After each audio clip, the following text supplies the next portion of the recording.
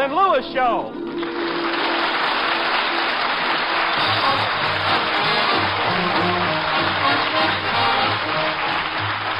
The National Broadcasting Company brings you transcribed the new Martin and Lewis Show. Our guest tonight, William Bendix, and featuring Flo McMichael, the Martingales, Michael Roy, Dick Stabile and his orchestra, and starring Dean Martin. Everybody loves somebody sometime. Everybody falls in love somehow. And Jerry Lewis. You don't have no music for classical singers?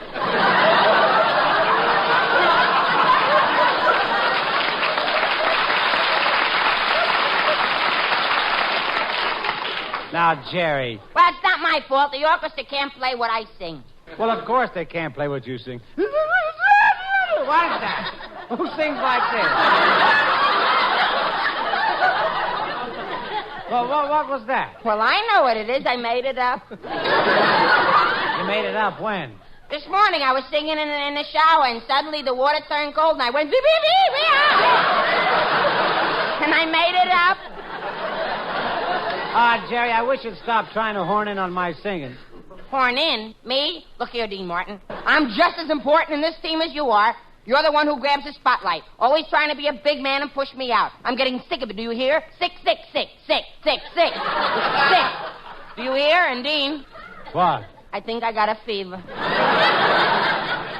Okay, Jerry, you got your laugh. Now, will you step back and just let me sing? Okay, Dean. What are you what numbers are it gonna be? Well, it's a romantic number, and I really ought to have a pretty girl to sing it to, sort of get me in the mood. I'll be a girl if you promise to respect me.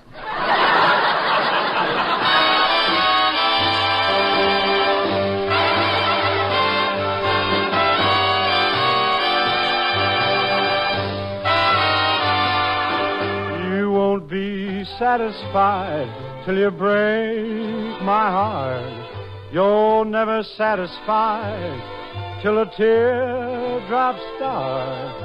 I try to shower you with love and kisses, but all I ever get from you is nagging, bragging, my poor heart is sagging. The way you toss my heart around, crying shame. Well, I'll bet you wouldn't like it if I did the same. You're only happy tearing all my dreams apart. You won't be satisfied till you break my heart. Oh, you won't be satisfied till you break my heart. You're never satisfied till a teardrop starts. I try to shower you with love and kisses,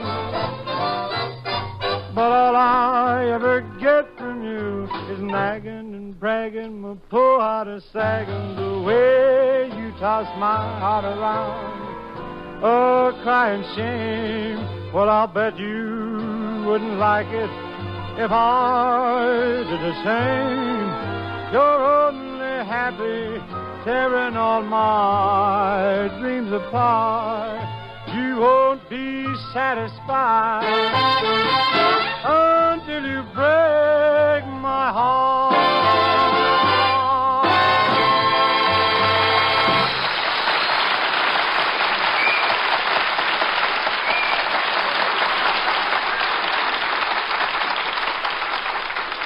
Yes, folks, it's that new comedy team, Dean Martin and Jerry Lewis, who last week broadcast their first radio show over NBC. We find them now still somewhat dazed and awed by it all, sitting in their apartment poring over their newspaper reviews and fan mail. Hey, Dean, did you read what it says about us in this paper? What does it say, Jerry? Well, the column said you were great. In this newspaper clipping, just listen to what this critic says about me. Jerry Lewis is one of our newer comedians, and in my opinion, he's a very funny and had a nose. Oh. But he's a very playful. Wow.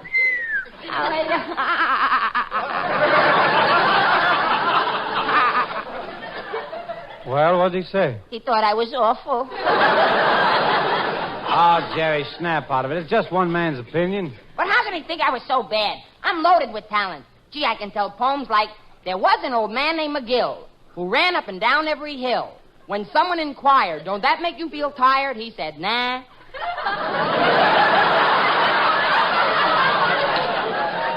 And I can tell jokes. On the way to the studio tonight, I met a botanist. Really, Jerry? A botanist? What does a botanist do? He sews on buttons. and I can do imitations, too. A seal. Girl seal. Boy and girl seal. And I can sing, too. Give me the road, the wide winding highway, that's where I'll throw All right, the beat Jerry. no byway. I'll travel along. Jerry. You know something, Dean? What? The critic was right. Look, Jerry, forget what the critics said. No, Dean, I'm only in your way.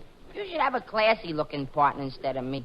Look at me, skinny, undernourished, homely, awkward, slumped over, no chest. I'm a mess. No, Jerry, you're not a mess. Why, you're handsome. You're manly.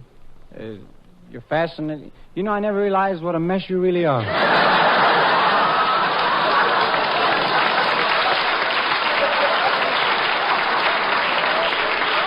But, Jerry, this is all unimportant. The important thing is, right now, we've got to figure out who we can get for our guest this week. It's not so tough. We got Bob Hope last week. Well, don't forget, Bob Hope did us a big favor. He came on for free. After all, Gregory Peck and Ronald Coleman and all those big stars, they get $5,000 for a guest appearance. 5,000? How much have we got to spend? Well, I got about $8. I got 35 cents. Well, there's only one thing to do. Call up Bob Hope again.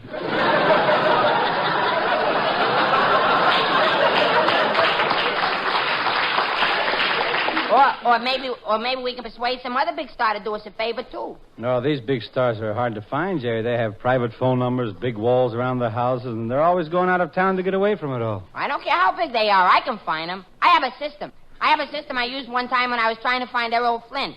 Yeah, what'd you do? Well, I just said, now, if I were Errol Flynn, where would I go? And I went there.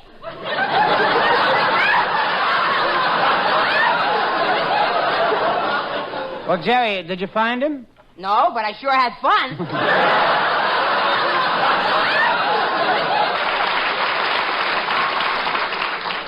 Oh, I forgot, Dean. We got a telegram this morning. Telegram? Let's see it. Listen to this, Jerry. Our problems are all solved. Here's what it says. Heard your first show. Congratulations. Very anxious to be your guest star this week. Important reason. Will explain when I see you. Signed, William Bendix. Gee, William Bendix. He's a big star. Why would he want to be on our show? It says P.S. for money, of course. What else? I wonder what Mr. Bendix meant by saying it was important. Come on, Dean. Let's go down to NBC and we can ask him. Not so fast. Let me take a look at you first. Stand up. You wash your hands? Yes, partner? Wash your face? Yes, sir. Behind your ears? Look, I'm just going to a broadcast. I'm not going to get married. Anyway, what about you? Did you bathe? Well, of course. I take a bath every day. You take a bath every day? Well, of course. Oh, Dean, I'm so unworthy of you. Well, let's go, Jerry. Come in. Who is it? It's the maid. I wanted to ask you for a job. You want to ask us for a job? What kind of a job? Well, now that you have your radio show, I thought you might need a secretary. I've been going to secretarial school for 6 months, and I just graduated. But we don't need a secretary, miss. You don't need a secretary. That's fine. Here, I go to school, and I buy papers and books and pencils, and I learn to be a secretary, and now you don't need a secretary. So I won't have anything to do, so I'll go out in the hall and sit down, and the manager will come up to me, and he'll say, what are you doing loafing in the hall? And I'll say, I'm not loafing. And he'll say, oh, talking back to the boss. And I'll say, I'm not talking back. And he'll say, don't raise your voice to me. And I'll say something nasty to him, and he'll fire me and all because you don't need a secretary.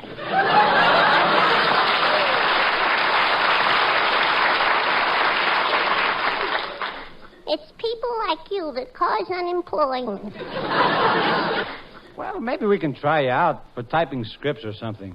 All right, okay, you're hired. Now, just a minute. Now what's the matter? I'm not going to be rushed into anything.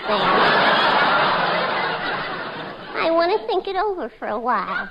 All right, here, miss, take this page and make 6 copies on the typewriter. Typewriter? What's a typewriter? You're a secretary and you don't know what a typewriter is? No, but I'm willing to learn. Well, what is it? Well, listen closely. A typewriter is a thing you put on a desk, and it's black. Only sometimes it's blue. And once in a while, they're red. And you put a piece of paper in the thing up there, and on the front, it's got those little things with printing on them that you hit. Tap, tap, tap, until a little bell rings. Bing! That's a typewriter.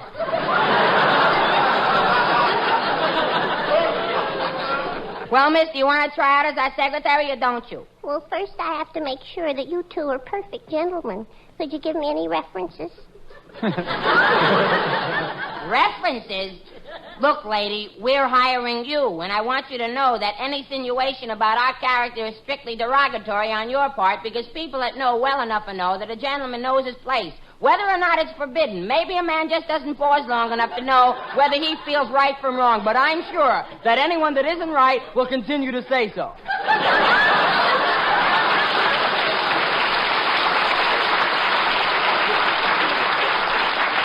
Come on, Jerry, let's go. We'll see you later, miss.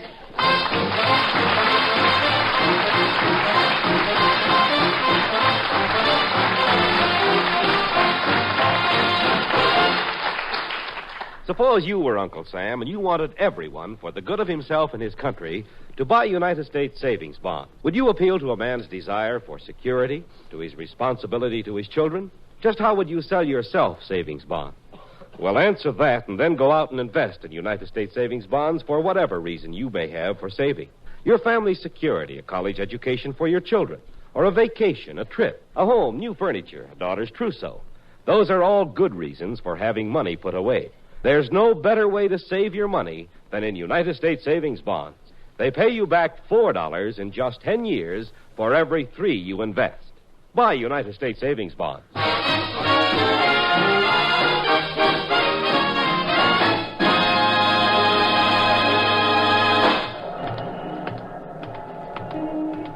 Isn't this wonderful, Jerry? A couple of weeks ago, we came to Hollywood and we were nobodies. Remember how impressed we were with this big NBC building? Yeah, come on, let's go in. I wonder where we can find William Bendix. Shh, Jerry. Not so loud. All the doors along this corridor lead to studios where radio programs are rehearsing. Oh, okay, Dean. I'll just peek in this first door. Maybe Mr. Bendix will be in here. Hey, Dean, what show was that? Pepper Young. William Bendix wouldn't be in there. Here, let's try this next studio. Hey, this is a bright one. Look at all the lights. Please, there's a television show going on in here. But I thought... I don't care what you thought. Now get out of here. Now listen. And take your puppet with you.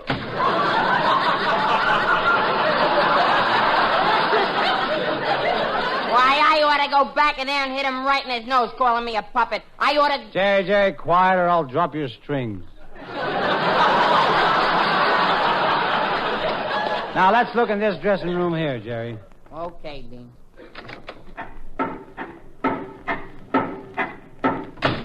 What was that noise? Well, Phil Harris is still Phil there. Harris is still what? Nothing. It's Phil Harris is still.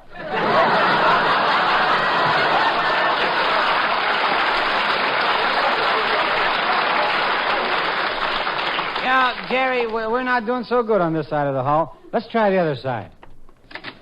Son of a gun. Son of a gun. Son of a gun. Son of a gun. Well, who was that? President Truman rehearsing his next speech.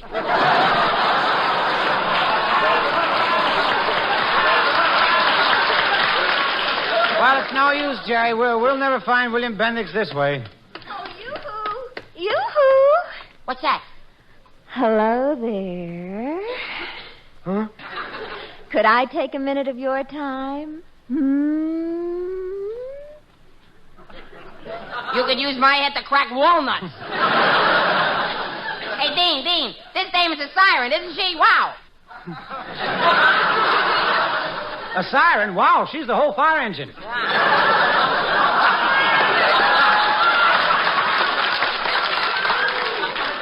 Dean Martin. You are Dean Martin, aren't you? The singer? Yes, but... Hey, he's Dean Martin, the singer, and I'm Jerry Lewis, the comedian. Well, two big, handsome men. Well. Two handsome men? She must be looking at me twice. Oh, Mr. Mr. Martin, I've got a lot of wonderful new songs for you to sing on your program. I'm a song plugger. I get people to sing songs on the air. I write a lot of the songs myself.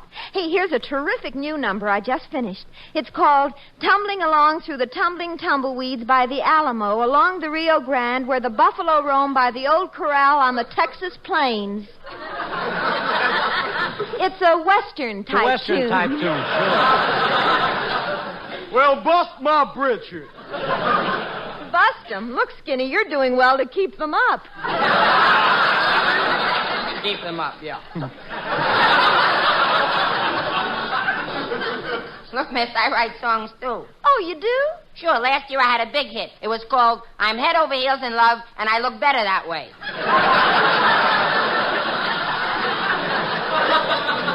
Yeah, and he's working on a new one. Malcolm, pass the talcum. You're the chap for me.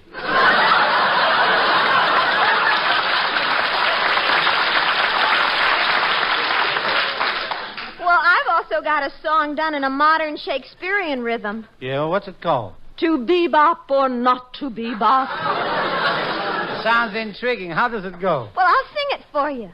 Oodly-oo-coo-coo, ah-ah. Oodly-oo-coo-coo-coo, ah-ah. Miss. Yes? Are you for real? Miss, we really have to leave. I tell you what, if I promise to sing one of your songs on the air, will you let us go? All right. I'll be waiting. Goodbye. Now Dean Martin sings Faraway Places.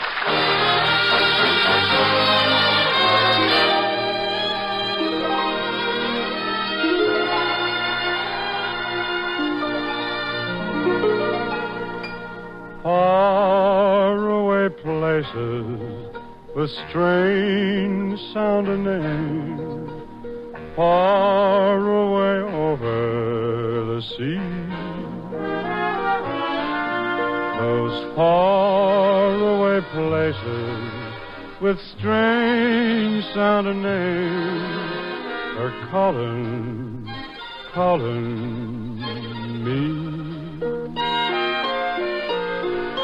Going to China or maybe Siam, I want to see for myself those faraway places I've been reading about in a book that I took from the shelf. I start getting restless whenever I hear the whistle of a train. I pray for the day I can get underway and look for those castles in Spain. Oh, they call me a dreamer. Well, maybe I am, but I know that I'm burning to see those faraway places with strange sounding names calling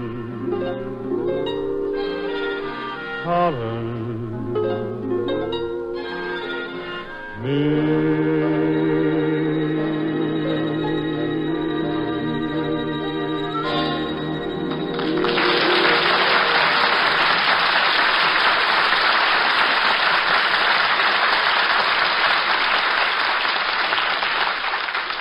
Let's try this studio. Okay, but we better go quietly. The red broadcasting light is on. And don't forget, ladies and gentlemen, to listen again next week to The Life of Riley, starring William Bendix.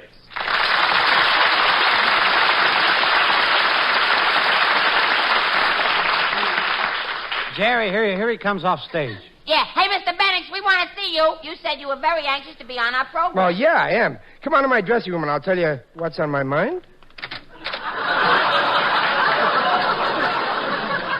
Now, before we start discussing terms, let me get you two straight. Now, which is which? Well, I'm Dean Martin, the singing half the team. Oh, good. Well, I won't have to laugh at you. And I'm Jerry Lewis.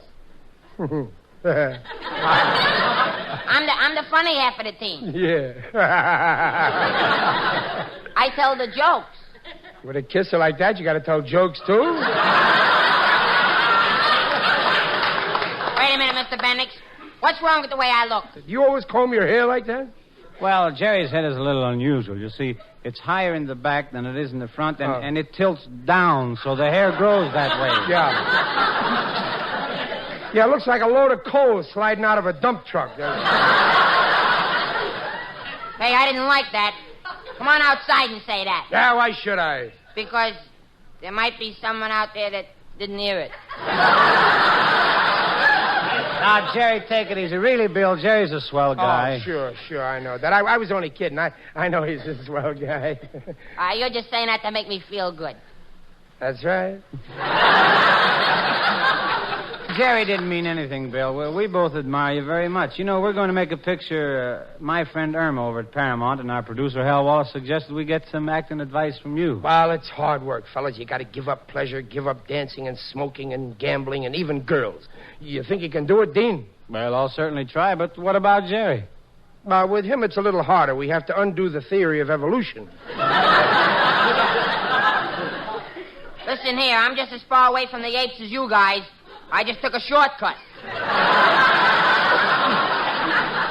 Well, we sure be glad to have you, Bill. Yeah, and we've had some of the top men in the business as our guests. Well, look, you just started last week, and your guest was Bob Hope.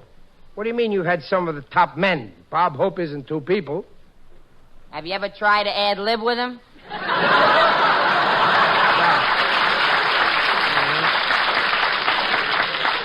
Let's get to the point, fellas. What are you paying for guest stars, huh? Well, we have a novelty show, and since NBC wanted us to do something different in radio, yeah, we're not paying anything. Well, that's a little too different, don't you think? But, Bill, remember, you can't take it with you. Well, I can. I'm only going as far as the bank. Well, after all, Bill, what's money between friends? Money is so crass and crude and common and vulgar. Yeah, so from now on, let's continue this discussion on a high intellectual plane. Yeah. Shall we? Yeah, okay. But when you come to money, you'll still be talking to a bum. Well, that's all right. We'll be talking about bum money. Nothing, huh? You see, the ladies and gentlemen don't seem to understand. You see, Bill Bendix said something about bum and the money. He wanted it so he'd be a bum. And Dean said bum money. It was more or less like a joke. And whenever we have money in a script, Dean always says this joke, and people laugh. They scream, it's so funny, and look how they're staring at me.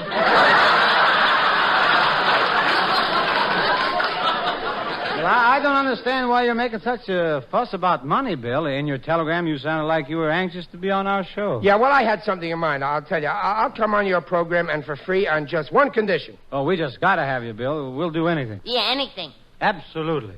Well, I'm starting a campaign to play handsome romantic parts on the screen.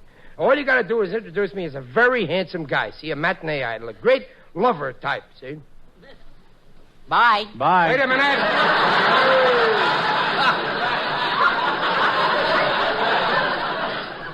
Well, look, fellas, you got to help me. In my next picture, the garbage collector murder case, Paramount wants me to play the detective who doesn't get the girl. Real rough and tumble guy with no feminine appeal. See? I don't know, Bill. Truthfully, I don't think anyone would believe you as a great lover on the screen. I would. You would, Jerry?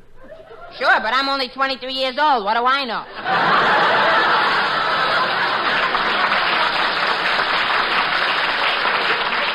Well, look, fellas, they're going to give the romantic lead in this picture to Ray Milland if we don't do something. I'm perfect for the lover type. Let's face it.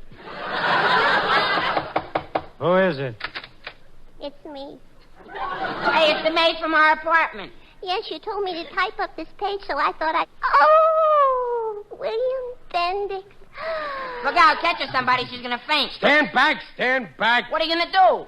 I want to watch her fall. This is the first time I ever swooned a dame. Oh, I'm not going to faint. I I'm just weak from the thrill of being so close to you. Your beautiful golden hair, your gorgeous eyes, your wonderful soft voice. Bring her out of it. Slap her face. You touch that girl and I'll break your arm. I feel weak. Everything seems hazy and blurred. It looks like a load of coal sliding down a dump Jerry, truck. get out of there! Well, this settles it. Paramount's been telling me I'm not a great lover type. You saw what I just did to that girl. Give me that phone. Attaboy, Bill, here. Yeah, give it here. Dial quick, we're running out of time. Hurry. Hello, Paramount. Give me the casting director. Hello, Mr. Michael John. This is Errol Bendix talking. You know that next picture of mine, the garbage collector murder case? Well, I just called to tell you that I'm going to play the Ray Milland part. And I don't want any... What gives me the idea I can? Here's a very good reason. I just swooned a dame in cold blood. Yeah, me. No, absolutely not. I've never touched the stuff. Bill, let me talk to him. Maybe I can reason with him. Yeah, right. Hello, Mr. Michael John. You heard what Mr. Bendix said, and that's final. He wants to play the star in the garbage collector murder case. No, he don't want to play the detective. Really? You will?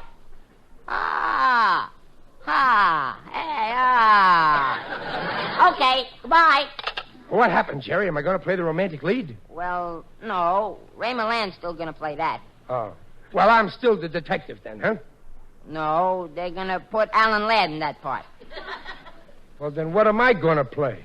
You're the garbage collector. What a revolting development this is.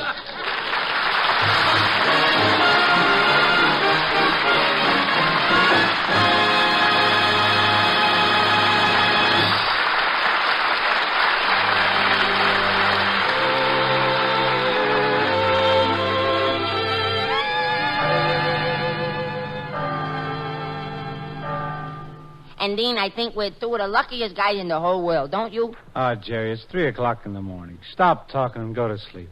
Okay, Dean, I'll stop talking. Dean. Yeah? I know I shouldn't laugh. But I can't help thinking of poor William Bendix driving that trash collection truck. You think it was my fault he got that part? Jerry, for the last time, I gotta get some sleep. We gotta be at the studio at 7 o'clock in the morning. Now, keep quiet. Okay, Dean.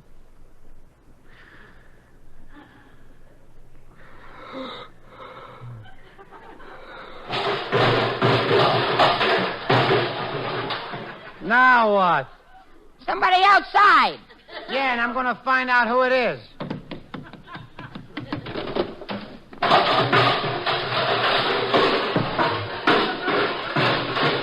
Hey, what's going on down there? What do you think's going on? I'm rehearsing.